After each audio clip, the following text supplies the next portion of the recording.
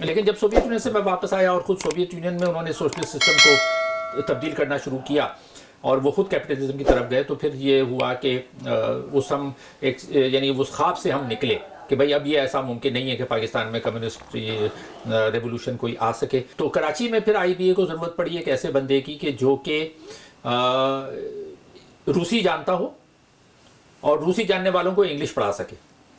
تو پھر میں آئی بی اے میں نے 8 سال پڑھایا، 92 سے 2000 تک۔ تو میں نے ان کو پھر ایک ای میل لکھا، میں نے کہا بھئی میں 1 سال کی فیس دے چکا ہوں، آگے کی فیس نہیں ہے، اور اگر فیس کا بندوبست نہیں ہوا تو مجھے یہ پی ایچ ڈی چھوڑنی پڑے گی۔ یعنی ایک بندہ آلریڈی پی ایچ ڈی کر رہا ہے، 1 سال ہو چکے ہیں، اس کو یہ کہہ رہے ہیں آپ واپس آئیں، واپس آنے کے بعد آپ ٹیسٹ دیں، جی آر ای پاس کریں، پتہ نہیں جی میٹ پاس کریں، یہ کریں، انٹرویو دیں، اور اس کے بعد سارے آپ پروسیس سے نکل گئے تو پھر ہم آپ کو پی ایچ ڈی کی اسکالرشپ دے دیں گے۔ میں نے کہا لعنت بھیجو، وہ تو ختم ہو گئی کہانی۔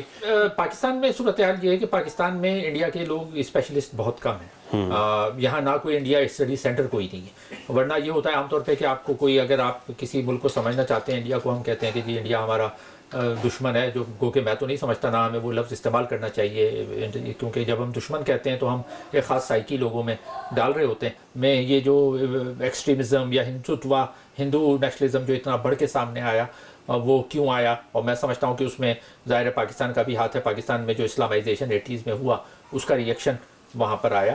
اچھا، رشیا میں یہ کہ آپ نے پراپر کوئی ڈگری نہیں لی لیکن آپ کا ذہن کھل گیا، تو اس کے بعد پھر پی ایچ ڈی آپ نے کہاں سے اور کیسے کی؟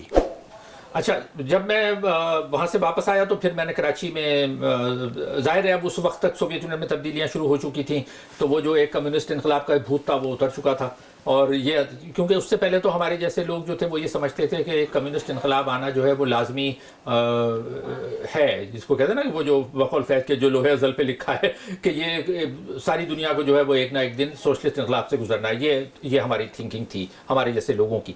لیکن جب سوویت یونین سے میں واپس آیا اور خود سوویت یونین میں انہوں نے سوشلسٹ سسٹم کو تبدیل کرنا شروع کیا اور وہ خود کیپٹلزم کی طرف گئے، تو پھر یہ ہوا کہ اس ہم ایک یعنی اس خواب سے ہم نکلے کہ بھئی اب یہ ایسا ممکن نہیں ہے کہ پاکستان میں کمیونسٹ ریولوشن کوئی آ سکے۔ تو پھر میں نے کراچی میں آ کے دوبارہ سے اپنی تعلیم دوبارہ سے شروع کی، میں کام بھی کر رہا تھا۔ پھر 88 کے اینڈ میں میں پھر واپس آیا، آنے کے بعد پھر میں نے کراچی یونیورسٹی سے ماسٹرس ہسٹری میں کیا، پہلا ماسٹرس میرا تھا، اور اس دوران میں پھر میں نے ایک ایڈورٹائزنگ ایجنسی میں کام کرنا شروع کیا۔ اب ایڈورٹائزنگ ایجنسی ظاہر ہے کہ وہ تو ایک سرمایہ دارانہ معاشرے کی ایک وہ ہے، پہلے تو ہم سمجھتے تھے کہ یہ ساری چیزیں سرمایہ داری کی ہیں جو کہ ٹھیک نہیں ہیں، لیکن پھر یہ ہوا کہ ہمیں ظاہر ہے اسی سرمایہ دارانہ معیشت کا حصہ بننا پڑا۔ ایڈورٹائزنگ میں نے کام کیا چند سال، اور اس دوران میں پھر میں نے پہلا ماسٹرس ہسٹری میں کیا، دوسرا اور میں پھر پڑھانا میں نے شروع کر دیا۔ انگریزی اس دوران میں سیکھ لی تھی اتنی کہ انگریزی میں پڑھا سکتا تھا، اور بلکہ میں نے سیکھی بھی تھی۔ کراچی میں ایک ادارہ تھا PACC، Pakistan American cultural centre, تو وہاں سے میں نے انگلش کے کورسز کیے، اور کورسز کرنے کے بعد اتنا میری بہتر ہو گئی تھی انگریزی کہ میں وہیں پر پھر پڑھانے لگا۔ تو میرے ٹیچنگ کی 2 جابس میں کر رہا تھا اس زمانے میں، ایک میں ایڈورٹائزنگ ایجنسی میں کام کرتا تھا، اور دوسرا میں یہ پڑھا رہا تھا، انگریزی پڑھا رہا تھا۔ تو اور اس دوران میں نے تعلیم جاری رکھی، 2 ماسٹرز کیے میں نے، پہلے ہسٹری میں ماسٹرز کیا، دوسرا ماسٹرز میں نے انٹرنیشنل ریلیشنز میں کیا۔ 92 میں پہلا ماسٹرز کیا، 94 میں دوسرا ماسٹرز کیا، اور پھر اس دوران میں مجھے موقع ملا IBA institute of business administration join کرنے کا۔ اس کی بھی ایک دلچسپ کہانی ہے جو میں مختصراً آپ کو بتا دوں۔ ہوا یہ کہ وہ اپنا نواز شریف کی پہلی گورنمنٹ تھی، اور سوویت یونین نیا ٹوٹا تھا 91، تو اس وقت یہاں پر منسٹر آف اکنامک افیئرس ہوتے تھے سردار آصف احمد علی، اگر آپ کو یاد ہو۔ بالکل، اب تو شاید وہ پاکستان کے وزیر خارجہ بھی رہے، وزیر خارجہ بعد میں رہے، پہلے جو تھے وہ minister of economic affairs divisions کے وہ ہیڈ تھے۔ خیر، تو وہ سوویت یونین 91 کے اینڈ میں ٹوٹا، تو 92 میں وہ وہاں گئے، سینٹرل ایشیا کی آزاد یہ 5 6 ممالک جو تھے یہ نئے آزاد ہوئے تھے، تو اس زمانے میں خاصا غلغلہ پاکستان میں اٹھا کہ جی یہ مسلم ممالک آزاد ہو گئے ہیں، تو اسلامی بھائی چارہ، اسلامی وہ جو اسلام کا بھوت سوار ہوتا ہے، تو وہ بھی نواز شریف پہ بہت سوار تھا۔ تو یہ وہاں گئے سردار آصف احمد علی وزیر کے طور پہ، اور وہاں جا کے انہوں نے ان ممالک کے دورے کیے تھے، ازبکستان، تاجکستان، کرغزستان، ترکمانستان، 5 ممالک کے دورے کیے، اور آذربائیجان جو کہ کوکیشس میں۔ تو ان سے کہا کہ بتائیے ہم آپ کی کیا ہیلپ کر سکتے ہیں، تو انہوں نے کہا کہ جی ہمارے لوگوں کو آپ بزنس مینجمنٹ کی ٹریننگ دیں۔ تو وہ انہوں نے کہا ٹھیک ہے، تو وہاں سے کوئی 100 لوگوں کا مطلب ہر ملک سے کوئی 10-20 انہوں نے سرکاری لوگ جو کام کرتے تھے ان کو بھیج دیا یہاں پاکستان، वो आ गए इस्लाम आबाद आ गए तो अब उनको सब सिर्फ रूसी आती थी, उनको कोई वो तो आता नहीं था इंग्लिश, तो पढ़ाएं कैसे। तो यहाँ वो कुछ अरसा रहे, फिर किसी ने सरदार आसिफ अहमद अली से कहा कि कराची में एक इदारा IBA, और उसके वो जो डॉक्टर अब्दुल वहाब साहब हैं वो इस किस्म के चैलेंजेस लेते हैं, तो ये आप उनसे कहते हैं। तो उन्होंने, डॉक्टर अब्दुल वहाब ऐसी शख्सियत थे कि जो चैलेंज लेते थे ना, तो उन्होंने कहा कि ठीक है आप भेज दें। तो वो 100 लोग तकरीबन यहाँ से कराची भेज दिए गए, सेंट्रल एशिया वाले। तो कराची में फिर IBA को ज़रूरत पड़ी एक ऐसे बंदे की कि जो कि रूसी जानता हो और रूसी जानने वालों को इंग्लिश पढ़ा सके। तो वो एक आइडियल कॉम्बिनेशन मेरा था। उस वक्त उस ज़माने में एक स्पेल्ट होती थी, society of Pakistan English language teachers, उसमें मैं ट्रेनिंग के कोर्सेज मैंने किए थे। ज़किया सरवर हमारी प्रोफेसर थी, उनसे डॉक्टर अब्दुल वहाब का रब्ता हुआ। उन्होंने मुझसे कहा कि आप इंटरेस्टेड होंगे। मैंने कहा भाई इससे अच्छी क्या बात है। तो that's how I ended up at IBA। तो IBA जब मैं गया तो IBA में फिर मैंने, ये 93 की मैं बात कर रहा हूँ, सॉरी 92 की, नई नई मेरी शादी हुई थी। तो वहाँ इस तरह से फिर मैंने एडवर्टाइजिंग छोड़ दी। और वो डॉक्टर अब्दुल वहाब ने जब मुझसे कहा कि आप IBA ज्वाइन कर लें, तो मैंने कहा भाई मैं तो, आपका तो ये आर्जी वो 6 महीने का वो था कोर्स एग्रीमेंट, उन्होंने कहा था ये साल भर चलेगा। खैर वो मैंने कहा फिर क्या करूँगा, उनका ठीक है हम आपको जो कॉम्पनसेट कर देंगे उसके लिए। तो इस तरह से मैं IBA कराची में IBA प्रेस्टीजियस इदारा उस वक्त भी था, तो मेरे लिए अपने खुद एक एजाज़ की बात थी कि मैं वहाँ पढ़ा रहा हूँ। तो वो मैंने पढ़ाया जितने अरसा वो लोग वो यहाँ रहे। उसके बाद नवाज शरीफ की गवर्नमेंट 93 में ख़त्म हो गई, तो सारी ये मिनिस्ट्री भी चली गई, और फिर वो कोर्स करके चले गए। फिर वो बाद में आगे वो प्रोग्राम चला नहीं, वरना प्रोग्राम इनका था कि वो बार बार लोग आएंगे। तो वो इस तरह से ख़त्म हो गया। तो then I ended up at IBA। तो फिर मैं IBA में मैंने 8 साल पढ़ाया, 92 से 2000 तक। चूँकि मैं एडवर्टाइजिंग का मुझे फर्स्ट हैंड एक्सपीरियंस था, तो फिर मैंने वहाँ MBA स्टूडेंट्स को एडवर्टाइजिंग पढ़ाने लगा।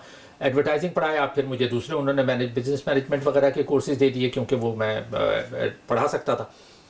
तो इस तरह से मैं English, business communication, business management, advertising, ये कोर्सेज मैं वहाँ पढ़ाता था। फिर मैं वहाँ हेड हो गया था। स्किल डेवलपमेंट प्रोग्राम हमने लॉन्च किया, जिसमें हम शॉर्ट कोर्सेज कराते थे बिजनेस इंग्लिश के और स्किल डेवलपमेंट के, उसका मैं हेड हो गया। तो वो मुझे मतलब अच्छा मेरा दौर था डॉक्टर अब्दुल वहाब के साथ। मेरे साथ कोई 22 टीचर थे मेरी टीम में जिनको मैं लीड कर रहा था। तो वो 8 साल मेरी ज़िंदगी का अगर आप बेहतरीन पीरियड पूछें तो वो 92 से 2000 तक का पीरियड था। लेकिन मैं इस दौरान में पढ़ता रहा। फिर मैंने तीसरा मास्टर्स किया पॉलिटिकल साइंस में कराची यूनिवर्सिटी से। फिर मैंने उसी दौरान में area study centre for Europe Karachi में है, उसमें मैंने MPhil में दाखिला ले लिया। तो वो फिर MPhil कोर्स वर्क मैंने किया यूरोपियन स्टडीज़ में। फिर एक और मास्टर्स किया मैंने। अब मैं आमतौर पर इसी तरह डिस्क्लोज नहीं करता, लेकिन चूंकि आपने ये तफसील से पूछी है तो मुझे बताना पड़ा, वरना लोग फिर वो एक मजाक बन जाता है ना कि यार अब क्या आपका दिमाग ठीक था कि आप ये एक के बाद एक डिग्री लिए जा रहे थे। लेकिन उस जमाने में एक रवाज भी था ज्यादा मास्टर्स करने का, और आपने तो दिलचस्पी से। मेरा मास्टर्स का डिग्री से ज़्यादा मुझे ये था कि it gave me an excuse to read, क्योंकि वो आप टारगेट हो जाता है ना आपका कि भैया आपको पास करना है, तो आपको वो सिलेक्टेड बुक्स हैं। तो अब वो हिस्ट्री में किया तो हिस्ट्री की तमाम जो चीज़ें आपको पढ़नी है वो पढ़ ली, IR की पढ़ ली, पॉलिटिकल साइंस पढ़ ली, हिस्ट्री, इस्लामिक हिस्ट्री में किया एक चौथा मास्टर्स मैंने। अच्छा। इस्लामिक हिस्ट्री में किया तो उससे इस्लामिक हिस्ट्री की मजीद मेरी वो हुई। खैर, तो फिर ये सारा कुछ मैं करता रहा। फिर मुझे एक स्कॉलरशिप, मैं चूँकि इंग्लिश पढ़ाता था तो स्पेल्ट और ब्रिटिश काउंसिल की एक स्कॉलरशिप आई थी मास्टर्स के लिए, MEd के लिए। क्योंकि मैं एजुकेशन से वाबस्ता था, लेकिन मेरे पास एज सच एजुकेशन की डिग्री नहीं थी, जो MEd होता है वो नहीं था। तो ब्रिटिश काउंसिल की एक स्कॉलरशिप आई, उसमें मैंने अप्लाई किया। तो वो हुआ ये कि जो प्रोसेस था, जो टेस्ट था, जो इंटरव्यूज़ थे, वो ज़ाहिर है कॉम्पिटिटिव होता है ख़ासा, लेकिन वो कंपटीशन मैं क्लियर करता चला गया, इंटरव्यूज़ में भी हो गया। तो उन्होंने मुझे ऑफर्ड मी कि आप MEd के लिए बरतानिया चले जाएँ। फुली फंडेड था वो, रहना सहना खाना सारी फ़ीस। ये बात है 2000 की, अराउंड 2000। तो वो मुझे 1 साल की उन्होंने स्कॉलरशिप दी। अब मैंने कहा कि मैं मेरे पास पहले 4 मास्टर्स हैं, मैं एक और मास्टर्स करके क्या करूँगा। मैंने उनसे कहा कि भाई मुझे ये PhD में आप कन्वर्ट कर दें। उन्होंने कहा नहीं, PhD में हम नहीं करेंगे। तो फिर मैंने उनसे कहा कि आप ऐसा करें कि चलें, अगर 1 साल की स्कॉलरशिप है तो आप 1 साल का आप दे दें टुवर्ड्स PhD, बाकी मैं किसी तरह करूँ। उनका नहीं, ये मास्टर्स ही है, MEd है, और MEd के लिए जाना है, MEd करके आप आ जाएँ। तो मैंने फिर वो एक्सेप्ट कर ली और मैंने यहाँ से रिज़ाइन कर दिया। हालांकि मेरी अच्छी जॉब थी, सीनियर जॉब पोजीशन पे मैं था, लेकिन मैंने वो रिज़ाइन कर दिया। और रिज़ाइन करके फिर मैं चला गया برطانیہ، فیملی کو لے گیا تھا اور میرا پلان یہی تھا کہ وہاں سے پھر میں پی ایچ ڈی کر کے آؤں گا. تو پھر پہلے میں نے یونیورسٹی آف لیڈس سے برطانیہ سے ایم ایڈ کیا اور اس کے بعد پھر میں نے یونیورسٹی آف برمنگھم کوشش کرتا رہا کہ مجھے اسکالرشپ مل جائے. اسکالرشپ ملی نہیں، لیکن میں نے اتنے پیسے میں کچھ یہاں سے لے گیا تھا، کچھ وہاں کا پارٹ ٹائم کام کر کے وائف نے اور میں نے جمع کر لیے تھے کہ 1 سال کی فیس دینے کے پیسے میں نے جمع کر لیے تھے. تو پھر برمنگھم میں یونیورسٹی آف برمنگھم میں نے پی ایچ ڈی میں ایڈمیشن لیا اور 1 سال کی فیس دے دی اور آگے کا پتہ نہیں تھا کہ کیا ہوگا. لیکن وہ میں نے کہا کہ چلے گردن تو پھنسا ہے نا. تو وہ اس طرح سے پی ایچ ڈی شروع ہو گئی. 1 سال ہو گیا. اگلے سال پھر میری پرفارمنس اچھی تھی، مجھے وہاں سے برسری مل گئی یونیورسٹی کی طرف سے. تو اور پھر میں اور دونوں وائف ہم پارٹ ٹائم جابس کرتے رہے. اور جابس کی ساری ظاہر ہے کہیں پر کچھ طرح کے جو کام وہاں پر کرنے پڑتے ہیں وہ سارے کیے. ہیلتھ ورکر کے طور پہ کام کیا. ہیلتھ ورکر کا مطلب یہ کہ جو اولڈ ایج ہوم میں نے خاصا کام کیا. اولڈ ایج ہوم میں بوڑھوں کا جو خیال رکھنا پڑتا ہے نا، تو وہ کیونکہ پیسے نہیں تھے کہ سروائیو کرنے کے لیے. برطانیہ مہنگا بہت ہے، آپ کو گھر کا کرایہ دینا ہے، فیملی کو چلانا ہے، تو پیسے کہاں سے آئیں گے. تو وہ وائف اور ہم دونوں کام کرتے تھے. تو اس طرح سے پھر میری پی ایچ ڈی ہوئی. اور میں ایک اور انٹرسٹنگ واقعہ آپ کو بتاؤں کہ اس زمانے میں یہ ایچ ای سی بن چکا تھا اور ایچ ای سی ڈاکٹر جو عطاء الرحمان ہے وہ کسی نے مجھ سے کہا کہ بھائی وہ بڑی آج کل اسکالرشپ دے رہے ہیں پی ایچ ڈیز کے لیے، تو آپ اپلائی کریں. تو جب پہلا سال میرا ہو گیا تو میں نے ڈاکٹر عطاء الرحمان کو ان کے ویب سائٹ پہ تھا ایڈریس، یہ بات ہے 2003 کی. تو میں نے ان کو پھر ایک ای میل لکھا. میں نے کہا بھائی میں 1 سال کی فیس دے چکا ہوں، آگے کی فیس نہیں ہے، اور اگر فیس کا بندوبست نہیں ہوا تو مجھے یہ پی ایچ ڈی چھوڑنی پڑے گی. تو آپ مجھے ایچ ای سی کی طرف سے ہیلپ کریں. تو جواب آیا وہ، لیکن وہ پھر جب میں نے پڑھا تو وہ ایک اسٹینڈرڈائز میرے خیال میں وہ جواب تھا. اس جواب میں یہ لکھا ہوا تھا کہ thank you very much for your email, اور we have a standard procedure. اور پروسیجر کے تحت یہ ہوتا ہے کہ آپ پہلے ہم آپ کا جی آر ای لیتے ہیں، پھر پتہ نہیں جی میٹ لیتے ہیں، پھر فلاں ٹیسٹ لیتے ہیں، پھر انٹرویو ہوتا ہے. تو you are welcome to come through proper channel. یعنی ایک بندہ آلریڈی پی ایچ ڈی کر رہا ہے، 1 سال ہو چکے ہیں، اس کو یہ کہہ رہے ہیں آپ واپس آئیں، واپس آنے کے بعد آپ ٹیسٹ دیں، جی آر ای پاس کریں، پتہ نہیں جی میٹ پاس کریں، یہ کریں، انٹرویو دیں، اور اس کے بعد سارے آپ پروسیس سے نکل گئے تو پھر ہم آپ کو پی ایچ ڈی کی اسکالرشپ دے دیں گے. میں نے کہا لعنت بھیجو، وہ تو ختم ہو گئی کہانی. لیکن پھر وہ کام وام کر کے بہرحال ہم نے کر لیا. لیکن میں یہ ریکارڈ پہ اس لیے لا رہا ہوں کہ اس طرح کی حماقتیں ایچ ای سی کی طرف سے اور ڈاکٹر عطاء الرحمان کے دور میں ہوتی رہی. سبجیکٹ آپ کا کیا تھا پی ایچ ڈی میں؟ ایجوکیشن. اچھا. ہاں، تو وہ پھر ہوا یہ کہ جو میرا ماسٹرز تھا، ایم ایڈ جو تھا، ماسٹرز ان ایجوکیشن، اس میں میری اسپیشلائزیشن تھی انگلش لینگویج ٹیچنگ. لیکن جب میں اس میں گیا پی ایچ ڈی میں، تو میں نے پھر میں انگلش لینگویج ٹیچنگ سے ہٹ کے میں انگلش ایجوکیشن مینجمنٹ میں چلا گیا. ایجوکیشن مینجمنٹ گو کہ میرا فرسٹ لو جو تھا وہ ہسٹری تھا. Ideally I should have done my P H D in history. لیکن میں نے اس لیے کیا کہ مجھے یہ پتا تھا کہ آپ ہسٹری میں کر کے پاکستان میں زیادہ پراسپیکٹس ایسے نہیں ہیں. اور اس وقت مجھے ایجوکیشن پڑھتے ہوئے یہ اندازہ ہو گیا تھا کہ پاکستان میں آپ ایجوکیشن میں اگر اسپیشلائز کریں تو زیادہ گنجائش ہوگی. تو میں نے ایجوکیشن مینجمنٹ میں پی ایچ ڈی، اس کا پورا نام تھا ایجوکیشن مینجمنٹ اینڈ پالیسی. تو وہ اس میں پی ایچ ڈی کیا. اس کا فائدہ مجھے یہ ہوا کہ جب میں 2005 میں پی ایچ ڈی کر کے واپس آیا تو مجھے یہاں یو این ڈی پی کی ایک جاب پہ میں ڈائریکٹر ہو گیا 2005 کے اینڈ پہ. ان کا ایک پروگرام تھا، اس میں ان کو they were looking for a director of capacity development. وہ میں نے اپلائی کیا اور وہ مجھے بڑی کوئکلی یو این والوں نے مجھے ایز ڈائریکٹر وہ جاب آفر کر دی. اور وہ اگر میں نے پی ایچ ڈی وہاں سے نہیں کی ہوتی یا میں اگر ہسٹری میں ہوتا پی ایچ ڈی تو شاید مجھے وہ جاب نہیں ملتی اور میں پھر کہیں ہسٹری ہی پڑھا رہا ہوتا. تو میں نے I think I did the right decision. میں نے صحیح فیصلہ کیا. ایجوکیشن میں پی ایچ ڈی کرنے کا فائدہ یہ ہوا کہ وہ مجھے ایک اچھی جاب مل گئی. انیشلی پلان یہ تھا کہ کچھ عرصہ میں یہاں رہوں گا، پھر واپس کراچی چلے جائیں گے کیونکہ ہم کراچی کے ہیں. لیکن پھر وہ پروجیکٹ ختم ہوا تو پھر دوسرا پروجیکٹ، پھر تیسرا پروجیکٹ، پھر UNESCO, UNICEF, U S A, DFID. تو میں یہ سمجھ لیں کہ 2005 سے 2020 تک میں انٹرنیشنل آرگنائزیشنس کے ایجوکیشن پروجیکٹس پہ میں کام کرتا رہا. تو اس کا ایک تو فائدہ یہ، 2 فائدے ہوئے. ایک فائدہ تو یہ ہوا کہ مجھے I was able to widely travel across Pakistan. تو میں پاکستان کے جو ہے وہ دور دراز علاقوں میں ایجوکیشن کے پروجیکٹس پہ جانا ہوتا تھا، تو میں کوئی 86 ڈسٹرکٹس پاکستان کے میں وزٹ کر چکا ہوں، جو فاٹا سے لے کر یعنی گلگت سے گوادر تک ہر جگہ۔ تو آج کل کیا کر رہے ہیں؟ آج کل میرے دو کام ہیں، ایک تو یہ کہ پھر میں 2020 میں کووڈ آ گیا تو وہ پروجیکٹس وغیرہ کے کام نہیں مل رہے تھے، تو پھر میں نے I started to rejoin teaching, تو بڑے عرصے بعد میں نے پھر 2 سال پہلے میں ٹیچنگ میں واپس گیا، کیونکہ بیچ کا جو پیریڈ تھا وہ میرا ایجوکیشن پروجیکٹ مینجمنٹ کا تھا، ٹیچنگ میں نہیں تھا۔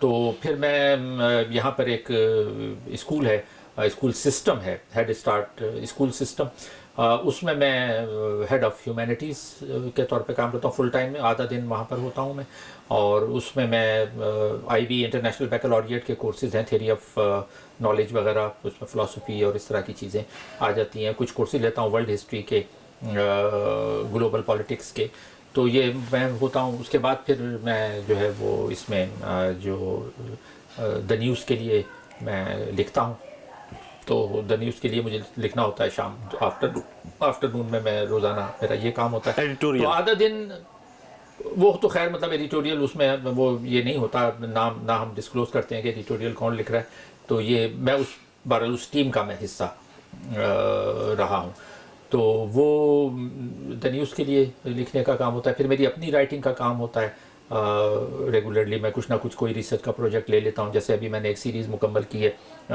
کانسٹیٹیوشنل امینڈمنٹس پہ، وہ بڑی ریگولر چھپی بھی، اب وہ ڈاکٹر جعفر اس کی کتاب چھاپ رہے ہیں۔ انڈیا پر میں نے ایک سیریز لکھی، تو میں ریسرچ کا اپنا ہسٹری اور آئی آر سے ریلیٹڈ کام جو ہے وہ میں کرتا رہتا ہوں، یہ کام۔ اچھا، لائبریری بھی آپ کی بڑی رچ ہے اور یہاں کئی دفعہ آنا ہے، یہ کس طرح آپ نے ڈیولپ کی؟ یہ تو پوری ایک بہت بڑی لائبریری کی طرح ہے۔ دیکھیں، جیسے میں نے بتایا کہ مجھے کتابوں کا شوق تو اپنے والد سے ملا، اور پھر ڈائیورسٹی بھی مجھے اپنے والد سے ملی۔ ڈائیورسٹی کا مطلب یہ کہ ہر چیز میں دلچسپی لینا، تو وہ جیسے میں نے کہا کہ تاریخ ہو، بین الاقوامی تعلقات ہوں، سیاسیات ہو، جو بھی چیزیں ہوں۔ اس دوران میں پھر میں ترجمے کرتا رہا، سائنس سے بھی دلچسپی تھی، تو بریف ہسٹری آف ٹائم کا پہلا ترجمہ 1990 میں نے کیا، جب میں 25 سال کا تھا، وقت کا سفر کے نام سے، وہ یہاں رکھی ہیں کتابیں، تو وہ ترجمے کیے۔ پھر ٹوٹل کتنی کتابیں آپ کی چھپی ہیں؟ 12 کتابیں میری تو ترجمہ ہو چکی ہیں، جو میں نے کیا چھپی ہوئی ہیں، اور میری اپنی کتابیں جو ہیں وہ 5 ہیں، جو زیادہ تر یہ کلیکشن آف ایسیز ہیں، آرٹیکل ہیں، اور وہ زیادہ اس کے موضوعات جو ہیں وہ یہ جو میں نے کہا کہ تاریخ، بین الاقوامی تعلقات، سیاسیات، یہ ہیں۔ لیکن میں فلم پہ بھی لکھتا ہوں، فلم کریٹک، سو فلم پر میری کتابیں ہیں، 2 کتابیں، ایک انگلش میں، اردو میں۔ اچھا، انڈیا میں جو آپ نے ابھی جو ریسرچ ورک کیا وہ کیا ہے؟ اچھا، انڈیا پاکستان میں صورتحال یہ ہے کہ پاکستان میں انڈیا کے لوگ اسپیشلسٹ بہت کم ہیں، یہاں نہ کوئی انڈیا اسٹڈی سینٹر کوئی نہیں ہے، ورنہ یہ ہوتا ہے عام طور پہ کہ آپ کو کوئی، اگر آپ کسی ملک کو سمجھنا چاہتے ہیں، انڈیا کو ہم کہتے ہیں کہ جی انڈیا ہمارا دشمن ہے، جو گو کہ میں تو نہیں سمجھتا، نہ ہمیں وہ لفظ استعمال کرنا چاہیے، کیونکہ جب ہم دشمن کہتے ہیں تو ہم ایک خاص سائیکی لوگوں میں ڈال رہے ہوتے ہیں۔ تو وہ میں نے انڈیا کے بارے میں پاکستان میں جو لا علمی ہے اس کو کم کرنے کے لیے میں نے ایک سیریز شروع کی، جس میں نے انڈیا کی جو پولیٹیکل ڈیولپمنٹ ہے with a particular reference to regional politics. Regional politics میں دیکھیں 5 انڈیا کی بڑی ریاستیں ہیں، جو ہم صوبے، جن کو ہم صوبے کہتے ہیں، تو 5 ریاستوں میں سب سے بڑی یو پی آپ کی آتی ہے، جس کی اس وقت آبادی 24 کروڑ ہے، ایک یعنی پاکستان سے زیادہ یا پاکستان کے لگ بھگ؟ پاکستان کے برابر ہی ہے تقریباً، ابھی مطلب زیادہ تھی، ابھی تو پاکستان میں اب نئی سینسس کے بعد تو بڑھا دیا ہے نا ہم نے، ہم کہہ رہے ہیں کہ 24.5 کروڑ ہم ہو چکے ہیں، تو پاکستان کے برابر ہے۔ ایک صوبہ یو پی، اتر پردیش، دوسرے نمبر پہ آپ کا مہاراشٹر آ جاتا ہے، 13 کروڑ کا ایک صوبہ، یعنی پنجاب کے برابر میں، تیسرا بہار ہے، وہ 12 کروڑ ہے، چوتھا جو ہے وہ بنگال، ویسٹ بنگال ہے، وہ 11 کروڑ ہے، پھر آپ کا مدھیہ پردیش ہے 5ویں، وہ 10 کروڑ ہے۔ تو اب اس کو آپ 5 بڑی ریاستوں کے آبادی کو ملائیں تو دس از 50% آف انڈیا۔ بالکل ٹھیک۔ 70 کروڑ اس وقت انڈیا 1 ارب 40-45 کروڑ کی آبادی ہے۔ تو وہ میں نے جو سیریز لکھی آرٹیکلس کی، تو اس میں نے Indian political development with particular reference to these major states کے، جب وہ اسٹیٹس میں کیا ہو رہا تھا اور کیسے انڈیا جو ہے وہ گریجولی، لیکن وہ ابھی میں 47 سے 1990 تک کور کر پایا ہوں۔